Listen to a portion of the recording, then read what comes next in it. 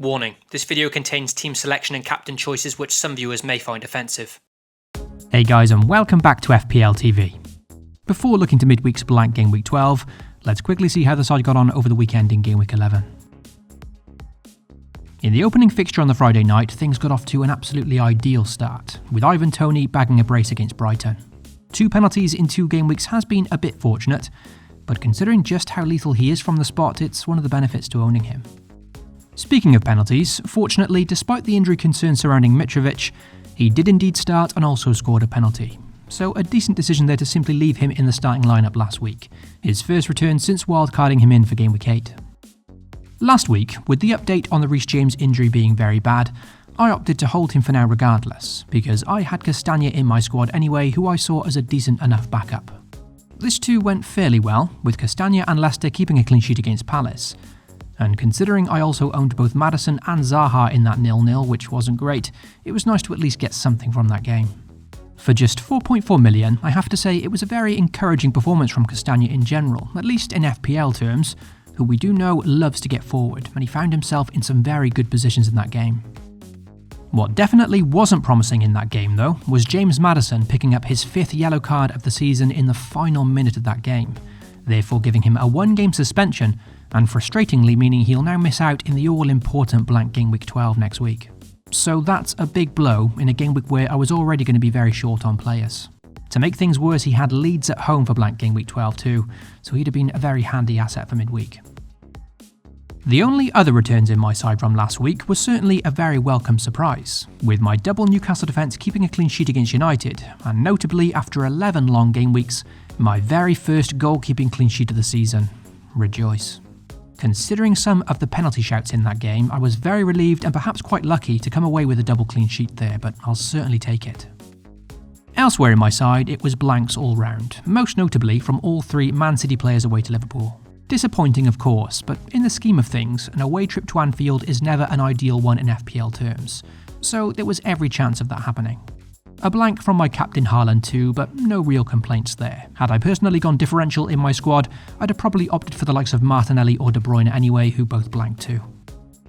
So for game week 11, another decent score of 53. As it's been all season so far, it's nothing out of this world, nothing to write home about, and I'm yet to have one of those exceptional game weeks that really rockets you up the rankings.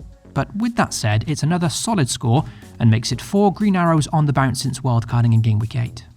53 takes me from 1.1 million to 940k, notably my first time in the top million this season. So despite that still being a pretty poor rank considering where I'd like to be, I'm still pleased to be heading in the right direction at least. A few game weeks back, whilst ranked at 2.5 million, I was hoping to get inside the top 1 million before the World Cup break. So to do that already and have a few weeks to try and build on this further, well, let's hope it continues in this way. The more I can recover now before the break, the better. Keeping this good run of green arrows going, however, heading into game week 12 is going to be very difficult, considering it's now the all-important blank game week, where I was already 4 players down even before that James Maddison suspension. So let's move on to blank game week 12 now, and discuss some potential transfer plans as well as my potential team lineup. Also, if you do enjoy the content here at FPL TV, then be sure to leave a like and most importantly get subscribed. You can also hit the notification bell so you always know when a new video goes live. With notably no money in the bank currently, one of the main reasons I was keen to roll the free transfer last week was to take 2 free transfers into this blank game week and to therefore give me the option to upgrade Kevin De Bruyne to Mo Salah for free, and that's the move that I'm looking to make this week. As mentioned, I can't make this swap directly, hence the need for 2 free transfers, and with the Reece James injury now confirmed to be serious, he'll obviously be the make weight to make this move possible. So my potential moves this week are the blanking De Bruyne and injured James going out, and Palace's Guehi and the Egyptian King coming in, with Mo Salah importantly providing me with a strong captaincy option for game week 12. Granted, in FPL, Mo Salah hasn't been justifying his price tag so far this season, but in my squad's current structure and situation there's still space for a second premium, and De Bruyne to Salah just looks a very convenient move. For example, in my squad, I'm already happy with my front 3 of Toney, Mitrovic and Haaland, so there's no real room for Kane there really. The other midfield premium of Son hasn't been firing and his fixtures aren't the best, whilst when it comes to De Bruyne, well, not only does he blank this week, but at Man City there's Phil Foden for 4 million cheaper, who will probably be looking to get in the very near future. Hence why I think fitting in Salah this week is still okay for my squad personally. In fairness, he's also hitting a bit of form, has some very good fixtures until game week 16 now, whilst also having no World Cup to worry about with Egypt, so I'm hoping therefore he gets lots of minutes within this run. Notably, game week 13, when Liverpool faced Nottingham Forest, was also a very big pull to get Salah back this week. It's a fixture in which I'd rather not be without him. As for Guehi at Palace, well, he's a bargain 4.3 million. He faces a goal-shy Wolves at home this week as nice cover for blank game week 12, as well as having some very good fixtures up until the break in general, so he could be a very handy budget asset. By opting for a very cheap option in Guehi as well, he also frees up a nice bit of cash that even after buying Mo Salah, I still have enough money in the bank to make some potential upgrades elsewhere in the near future. For example, the likes of Phil Foden and Saka are very high on the watch list from game week 13. So that's the 2 free transfers I'm very likely to make this week, and let's see how the side would then hypothetically line up. With those potential moves lined up, it would then give me 10 players for game week 12. Thanks again of course to James Maddison, who frustratingly got himself suspended. Notably, this does include Neco Williams as well, who may end up getting benched for Forest, but considering there was no Aurier in the squad over the weekend, I'm simply hoping he keeps his place. Happy enough to start Williams this week in what was always going to be a very difficult game week to manoeuvre. Even 1 point off the bench is better than nothing in a game week like this.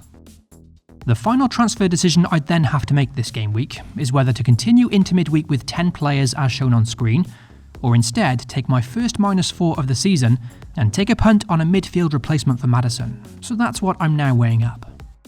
Ironically, my 2 favoured replacements for me here would be Saka or Foden, both of which blanked this game week. And because it's one of either Saka or Foden that I want from game week 13 regardless, it's likely any punt that I take for Maddison this week would then be a transfer back out again for game week 13. That therefore could be an option, but it's also risky, because if I plan that transfer for game week 13 and then something else comes up in my team, for example if someone gets injured or suspended, then I'll be putting myself in a difficult situation, especially with Ivan Toney being on 4 yellow cards himself, so he could end up being suspended next week. If I am to take a punt this week, then I'm looking at the likes of Trossard at Brighton, or perhaps a Leeds midfielder such as Sinistero or Rodrigo, but that's something I need a bit more time to think about. On the other hand, the positive about keeping Maddison, however, is that not only would it save me a -4, but with him being suspended, at least he will be well rested for the following fixture in game week 13, where he has a decent game against Wolves. It'd then give me the option to make a transfer elsewhere if I need to, like if Toney did hypothetically get suspended, or I could then move Zaha to either Foden or Saka in 13, who are the 2 midfielders that I want longer term. For the captaincy in game week 12, well, providing I do go through with these transfer moves, then that's going to be a simple one for me. If Mo Salah does come into my team this week, he'll be getting the captaincy.